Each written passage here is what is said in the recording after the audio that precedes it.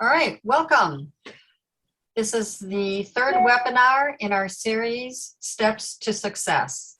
It's sponsored by Wisconsin Community Media and Castus. Today, our speakers are Boyce Johnson, Digital Media Supervisor, City of Madison, and Derek Westby, Director of WTCO, Trempealeau County. They'll be talking about streaming, and I hope this is of great benefit to you.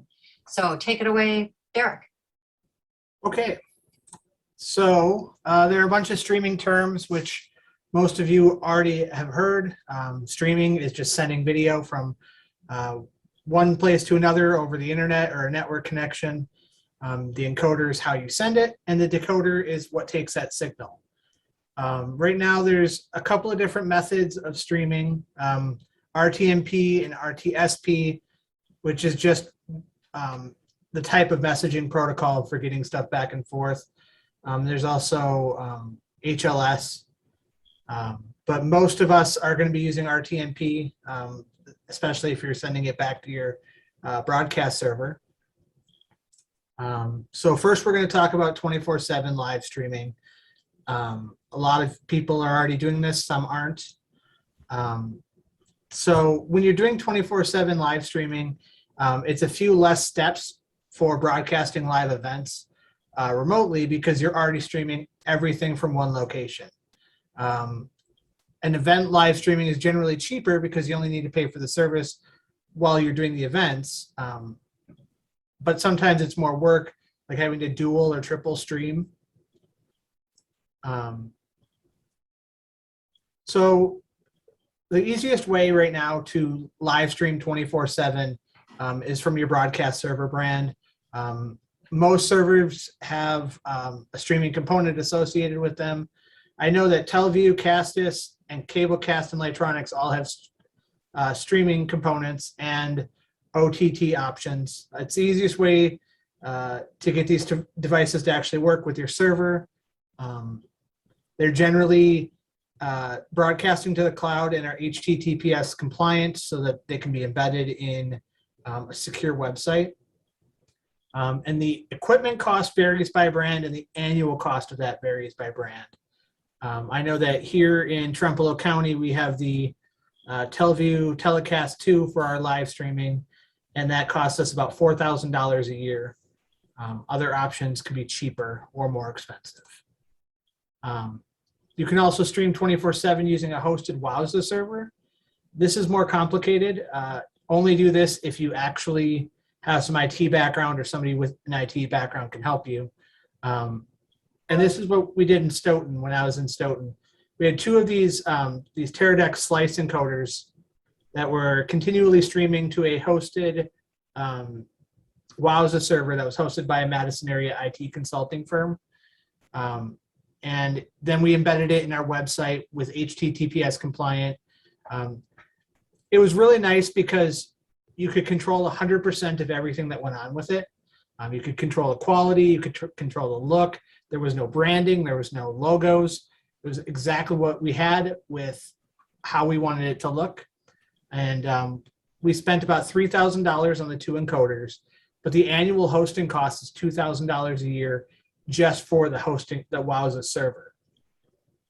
And then Boyce does some streaming in Madison. So Boyce, if you want to talk about that real quick.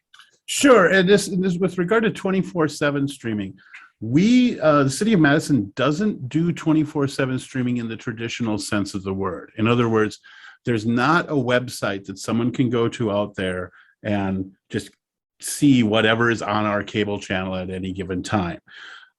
We do use 24/7 streaming, however, and we have a few cases. One, AT&T Uverse, we have to use an encoder. It's a Cisco encoder. It's out of warranty. In fact, it's beyond end of life. It's no longer supported, but it's what they insist upon. That sends a stream out to AT&T for their Uverse service. That stream's not really useful for anything else because it's not even standard definition. It's 480 by 480. So even though we could theoretically, it is just an RTMP stream, and theoretically we could grab it from elsewhere and repurpose it.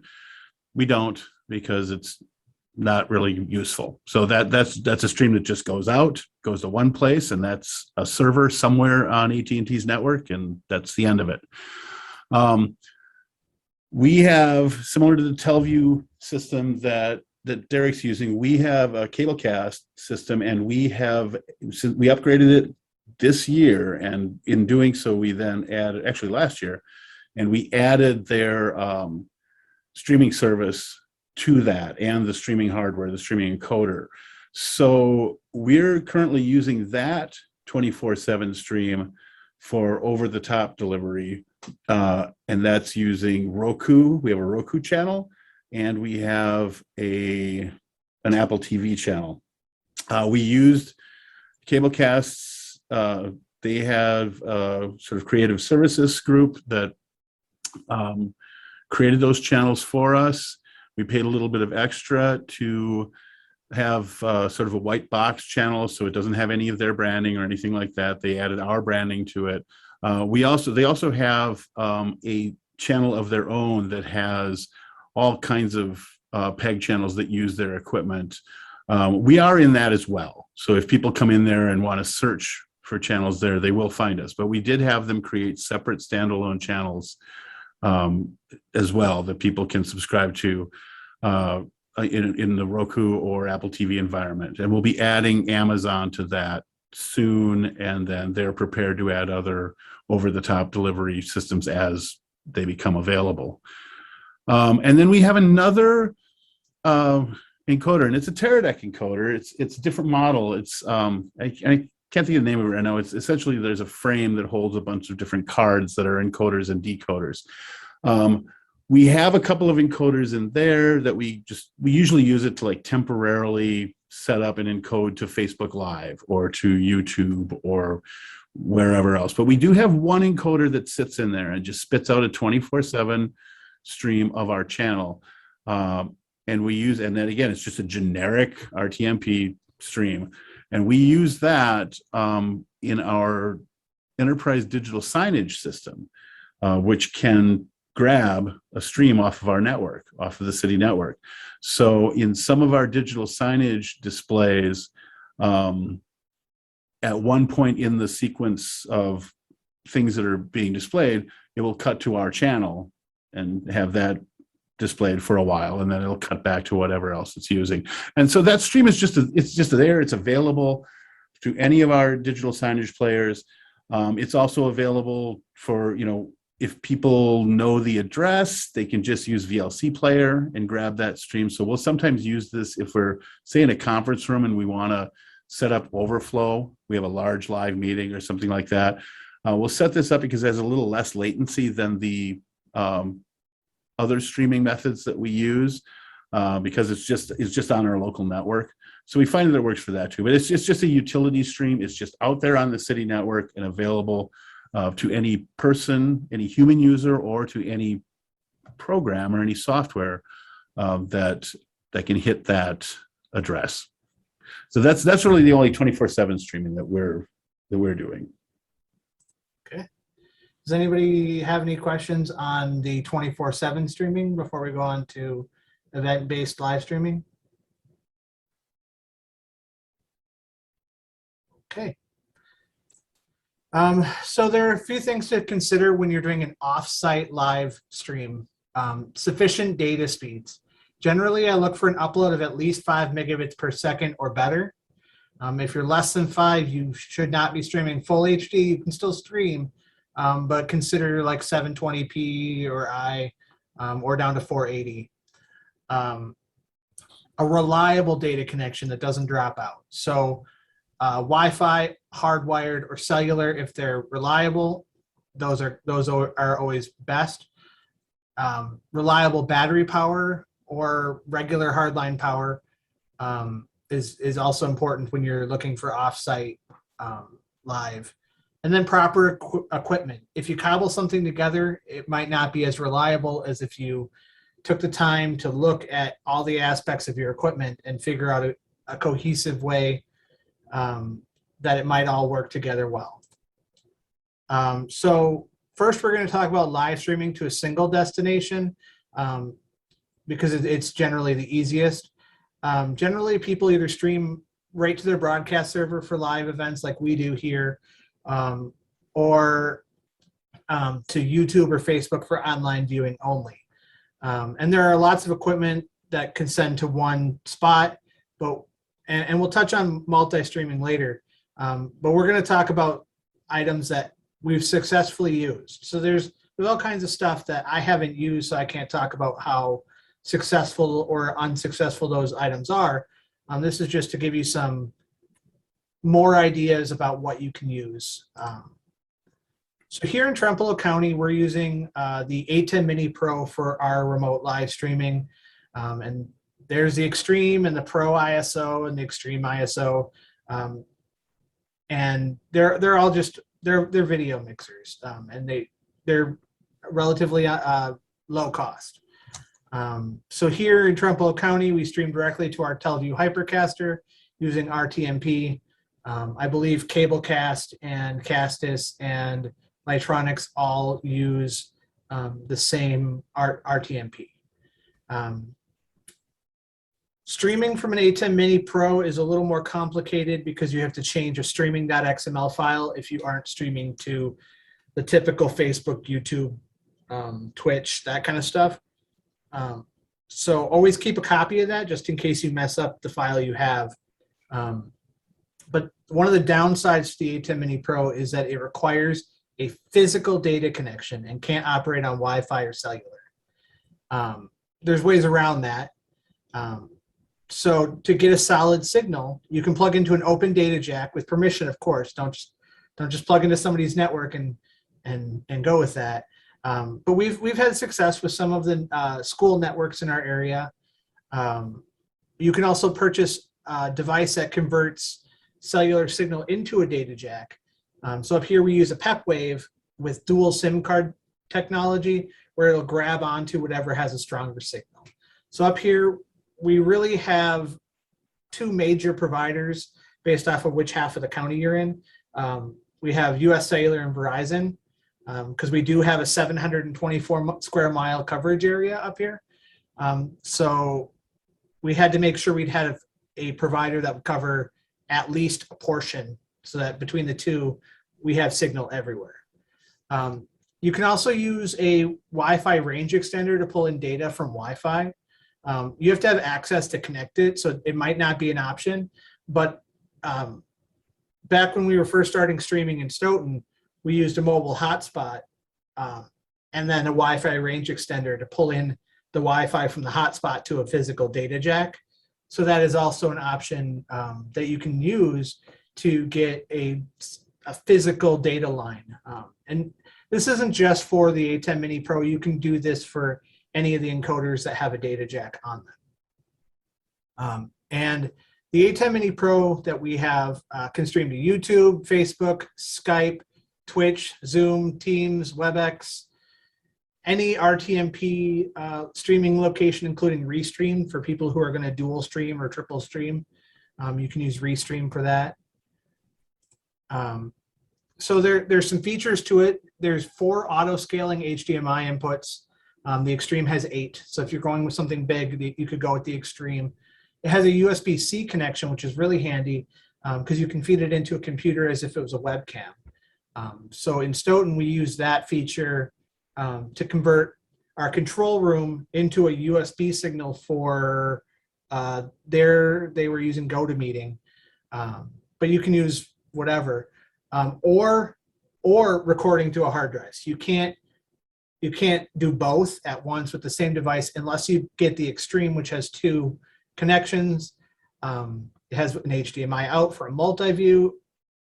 The Extreme has 2 that you configure each one. It's compact and portable and low cost, but there are some limitations like editing the streaming options. It requires a physical data connection, can't be used as a webcam and record at the same time unless you go with the Extreme. You only have 1 HDMI output, again, 2 on the Extreme. The graphics have to be done in Photoshop, but we do have full football scoreboards that we've made in Photoshop to do this. And one of the huge downsides to the A10 Mini is that it does not have a headphone output unless you get the Extreme.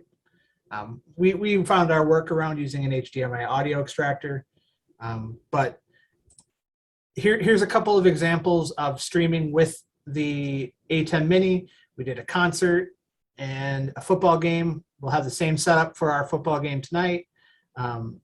It seems to be working pretty well for us up here.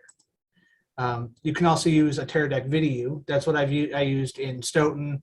That's what Oregon uses. I'm sure other people are using it. It's really good for streaming to one location, but you can use the Teradek has a share link service, which will multi-stream it, but that also costs money. It can use wireless, hardwired, or USB cellular to power it. And Teradek actually makes a connection for it where you can put your SIM card right into it, and it's called a node.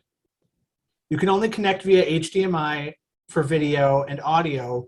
It also has a 3.5 millimeter audio input and headphone output, has battery power. You can hook it up to pretty much anything. It streams to RTMP, so you can use it as point-to-point live streaming back to your server or to YouTube or any of that stuff. So that would be good for a good option also for event-based live streaming or streaming back to your station. And they're not super expensive, and they come in very handy. So here's a couple of images where the video has been used. A hardwired version that was used in Stoughton when we were doing all work from home and virtual meetings, where I actually broadcasted a meeting live from a laptop in my office at home. The other one you can see on the side, it's got an antenna. That's the node from Teradek. And that's how Oregon sent that live to, they use ShareLink. Then there's also streaming from a TriCaster. If you already have a TriCaster, this is a great option. We actually stream from our control room to our server rack here because it's a better signal than if we were running it over HDMIs, converting it, and that kind of stuff.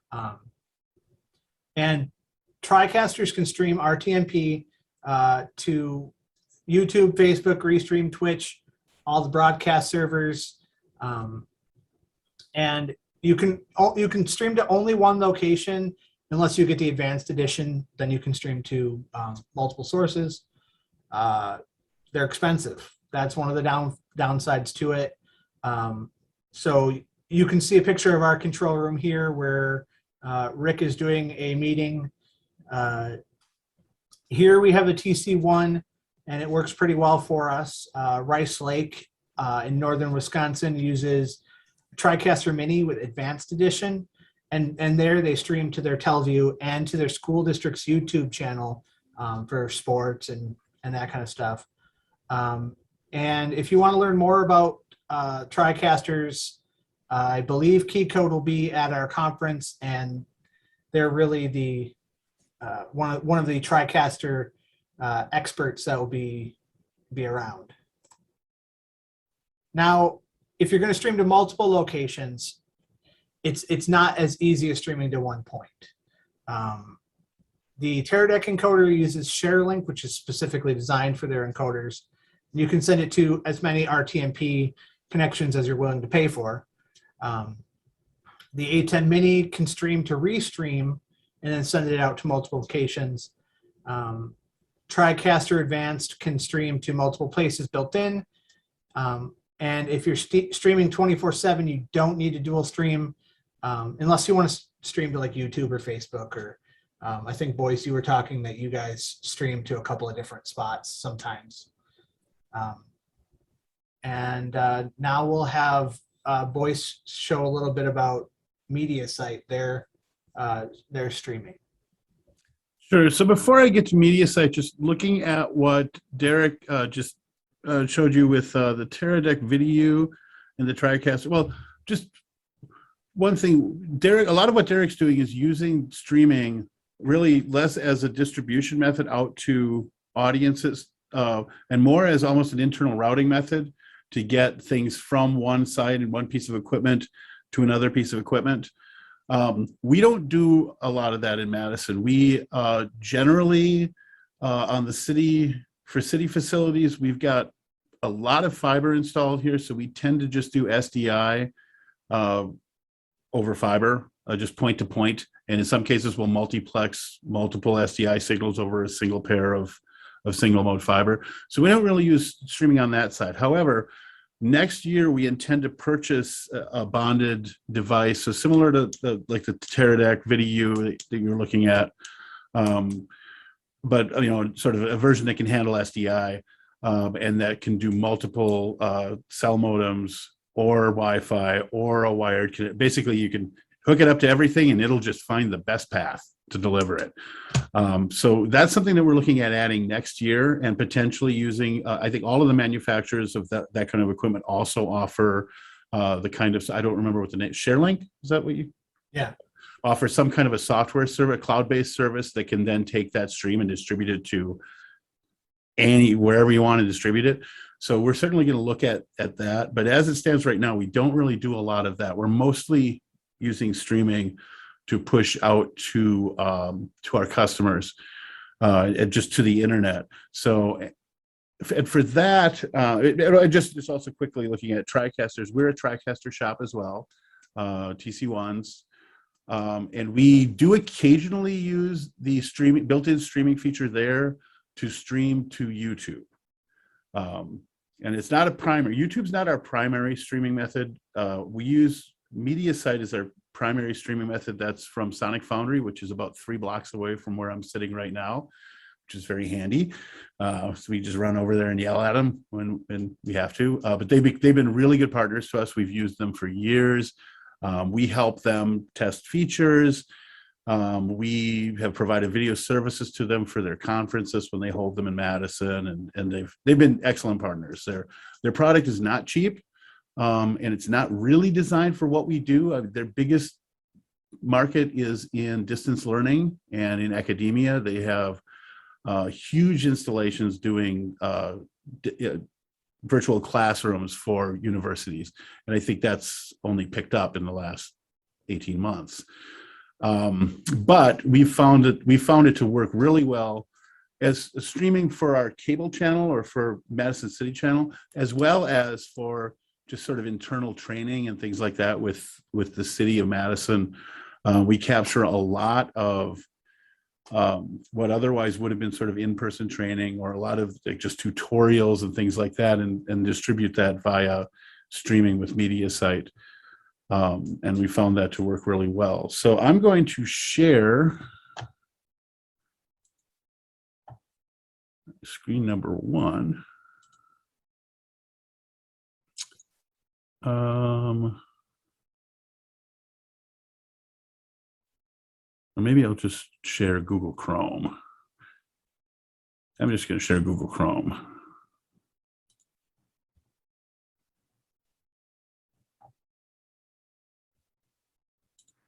All right, has everybody seen that? Has anybody seen that? Yeah. Okay, so what I'm looking at right now is what we see. This is the admin console for MediaSite. So MediaSite is a server-based streaming system. They can do hosting themselves, but in our case, we do on-prem. So we have multiple servers set up in our data center, and technically they're virtual machines, but they're on our hosts in our data center. So we have the benefit of being a large municipality and we're integrated into the IT department. So we're able to set up and support an on-premise installation. Whereas I think for a lot of users, it's more common to have them do the hosting, and it becomes almost more of a cloud-based solution for the end user. The encoders in the MediaSite world, they refer to them as recorders because they are also recorders. The nice thing about that is not only will they encode your video and send it off to wherever you're streaming it, but they'll also record that video locally on the device. And then when it's done, they'll upload that to the server for on-demand viewing. So even if you have some issues some transmission issues during your live stream and the quality has to get knocked down, or there's any interruption, you still have a pristine recording on the encoder that then gets uploaded automatically as soon as it's done to the streaming server, where it'll replace whatever's there. So you've got a clean, high quality recording of the presentation available for on-demand viewing. So that comes in both this sort of rack mount form factor, and we have 4 of these rack mounted in our data center, and we just route SDI to them as needed. We're starting to get into NDI, which is their networked Newtek's network, not Sonic Foundries, but Newtek, the makers of the TriCaster. They have a network video protocol called NDI, which is gaining a lot of popularity. We use that in a very limited. We use it a little bit, but to be completely honest, I don't trust our network infrastructure to use it a lot. So, but all of this media site equipment, along with all of the TriCaster and all the Newtek equipment, it's all NDI capable. So we could send video back and forth between these devices over our city network using NDI. Again, there's still some old infrastructure in the city's network, so I'm not quite ready to do that yet. So we still tend to use our point-to-point SDI over copper or fiber to move that around. The MediaSite also has a mobile recorder that's sort of in a suitcase form factor, so we use that too. So again, we're not currently doing streaming from locations that are not attached to the city network. So at least not live streaming. We'll record things and we'll make them available for on-demand streaming. What we're not doing, we won't, and next year when we get the bonded device, we'll start doing it. But for now, we don't do that. So we have our mobile recorder set up so that it actually needs to be plugged into a physical jack on the city network and has a direct connection then back to our servers, our MediaSite servers, which then push the streaming out to the public. It does limit us a little bit, and we are getting some pressure from the Common Council and some committees that they would love to have their meetings all over the city and just take them out to the neighborhoods. And there are a number of reasons why we don't like that idea. We've tried it in the past, and people tend not to show up. People are creatures of habit, and if you don't hold your meetings in the same room all the time, they ain't going to show up. Anyway. So we'll use these recorders, we'll attach to the city network. And I mean, we have a lot of this. The city of Madison has, we have branch libraries all over the place. We have police stations, we have fire stations.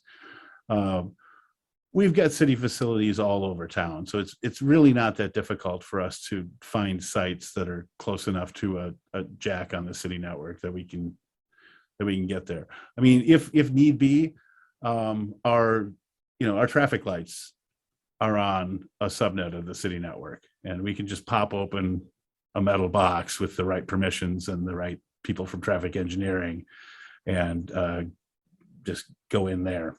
So it hasn't been that much of a limitation. So anyway, so we're streaming from one of these devices, these are encoders with built-in recording. And then that streams back to our servers, which are virtual machines hosted in our data center. So what the end user sees, and just very quickly, we do use YouTube as well for our more kind of high profile programming and things that that we think have a broader appeal and that would benefit from the being found in a YouTube search. So if you look at, this is the City of Madison's YouTube channel. This is recent uploads. This is COVID-19 specific. We keep that near the top these days. We'll see a lot of, this is Hmong translations. We'll see a lot of that kind of stuff showing up there. News conferences we keep near the top because there are a lot of them. We're not doing a lot of community events. Some streets and recycling parks, they have their own areas. Civil rights have their own areas. And then some city agencies, we produce enough content for some city agencies that they have their own YouTube channels. So engineering, police, Metro Transit, Water Utility, Fire, and Health all have their own YouTube channels as well. Mostly we use that for on demand for what you're seeing here, but we will on occasion play a live stream out to our YouTube channel. And when that happens, that'll show up here. And then of course we'll link to it in Facebook and other social media. We have done live streams to Facebook Live. We don't do it often. I mean, it's on, we're still kind of experimenting with it. Maybe next year we'll start looking at if we want to start offering streaming in other social media.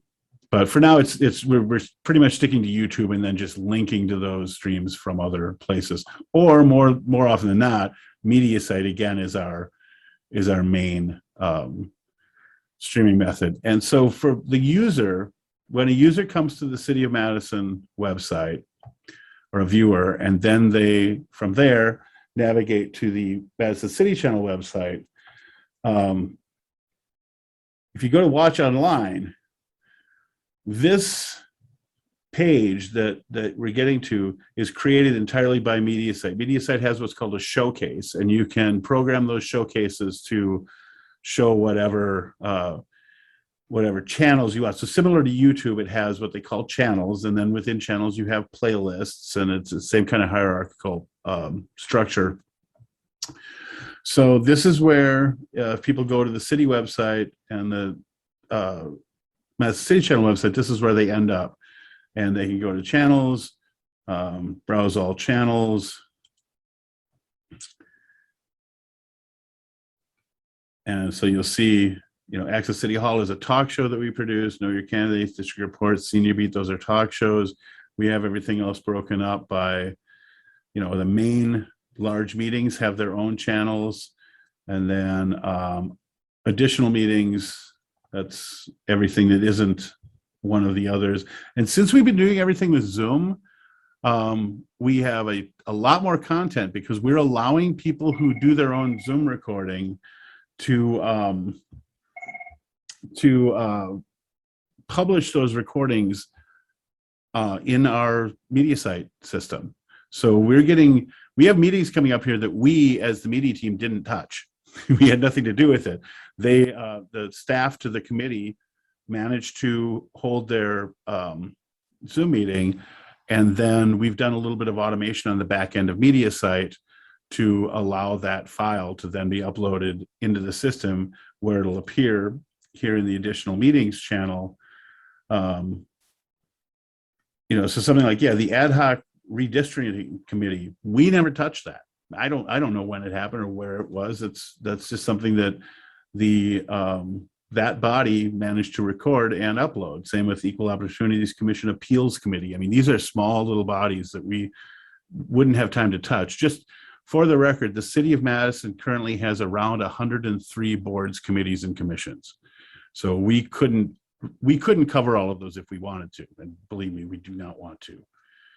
But that's been nice with the Zoom thing and with MediaSite. We've been able to build some automation to move those files relatively easily up into our streaming system. So on the back end of MediaSite, and we can control everything from a browser anywhere on the internet, inside the city network or outside. When we log in, this is the front page of the control panel or of the admin console. It'll show you if you got we have nothing going on today, which is not surprising. It's a Friday. This is some recent stuff that's been added, and these could have been live or they could have been simply uploaded. These were live. I could tell this County Board Committee of the Whole was live. That was last night. A lot of these were County Board was last night. That was live, but a lot of these were uploaded by people who did Zoom recordings.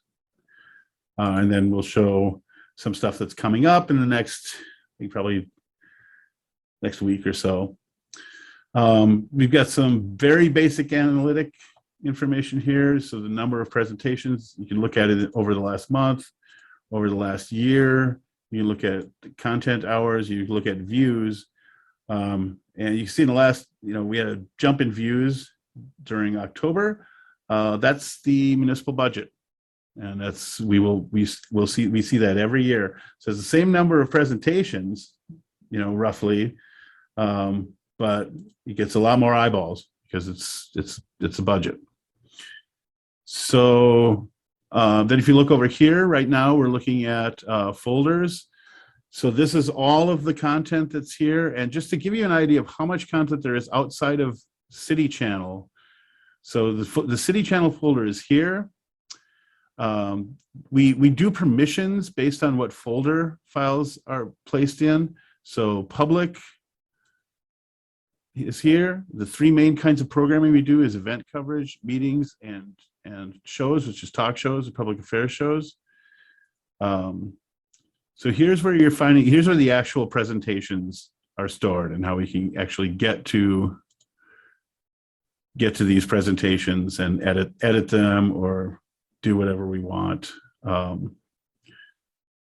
with those. And so that's this is a press conference from, oh, that's old, former mayor. Anyway, so that's where all of this stuff is stored, but all of the City Channel stuff is just within this public folder in the City Channel folder. All the rest of this content has nothing to do with City Channel. It's just, it's training materials, it's promotional material, it's all kinds of other streaming video that gets distributed either directly to social media. And I mean, and oftentimes it'll get played as filler on the cable channel if it's external. But a lot of this is just internal, it's training. We do all of our election officials training with the clerk's office via media site.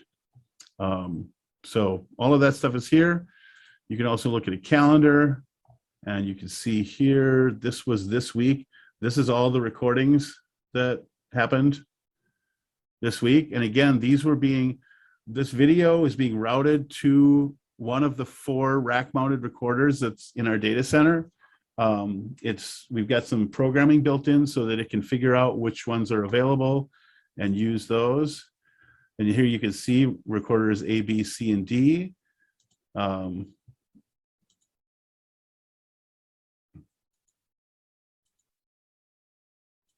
Anyway, so it'll show you when they're being used. So that's stuff you can get at up in this area. You can change, that's all under content.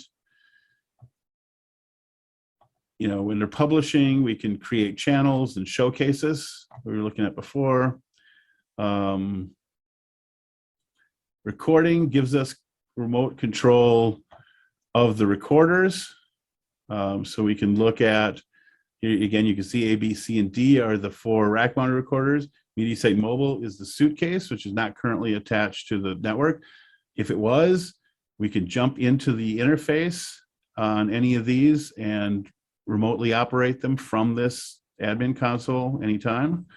We have very robust analytics. We can look at what's going on right now. Right now we have 1 viewer. We're down to 0. So it's not surprising. It's Friday afternoon. Nobody's watching our content. But what we can do is we can do reports and have it kick out spreadsheets with very, very detailed analytics, show who's watching, when they're watching, what percentage of the program they watch, and all kinds of things like that. So that's most of what we're dealing with. Settings and security is all back-end stuff.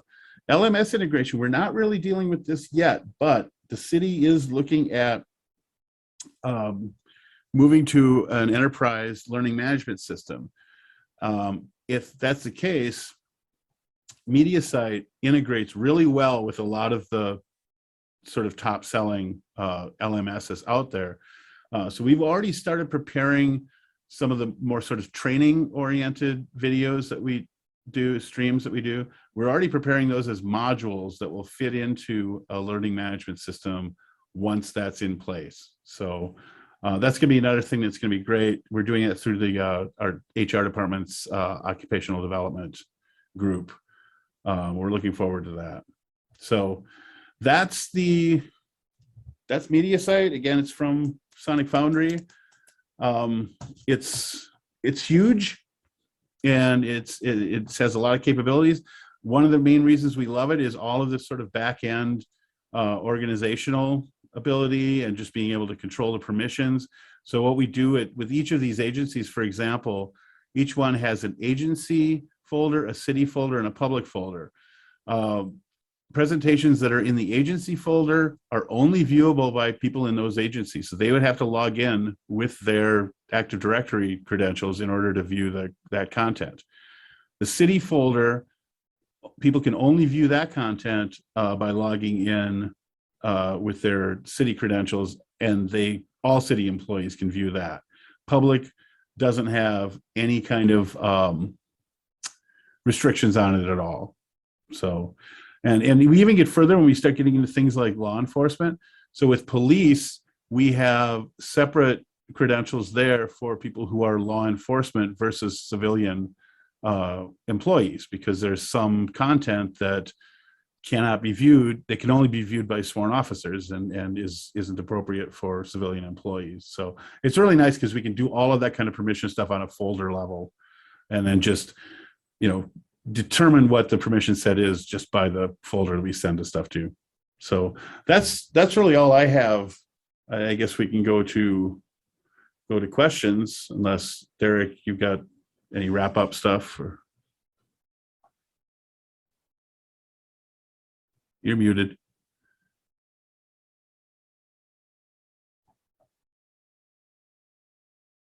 I think you're muted there, Derek. Of course I was. So yeah, I don't have anything else on my presentation.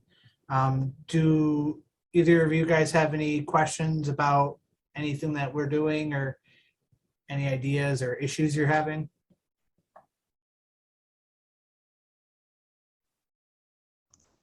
This is Sue. No, I don't. I'm just, looks like everything I'm doing is pretty much on the right track, and I was excited to hear that. Thank you, guys. Thank you.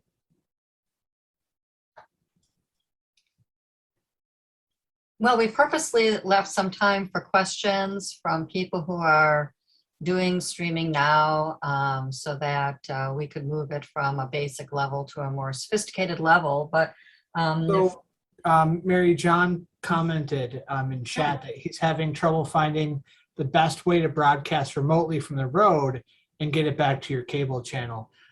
John, what kind of server are you using? Are you using Teleview, Cablecast, Castus? Okay, so with Castus, could I interrupt a second? Boyce, could you stop sharing your screen? Absolutely. I think.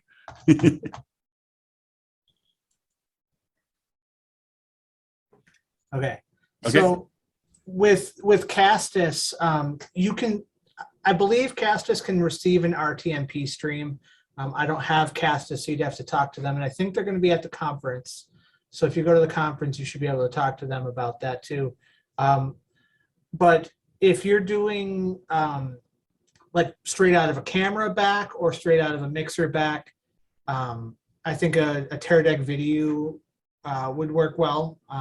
You could use the node for creating cellular technology connections. Depends on if you're in an area that has good cell service. I think that that would work well, or an A10 Mini Pro if you want to do like a full production and get like a PEP wave, or anywhere that has a solid data connection. You should be all right. Did that help out, or do you have more questions? Awesome.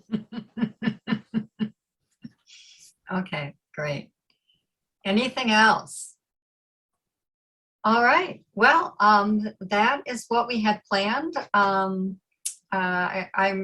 I'm a little disappointed we only had 2 attendees, but I know that many of you who subscribe to this webinar will be watching the recording. So I hope this is helpful to all of those of you who are going to participate that way. Thank you very much again to Castus. Castus is our sponsor. And thank you to Derek and to Boyce. And thanks, John. And have a good weekend, everybody. Thanks. Bye. Bye-bye.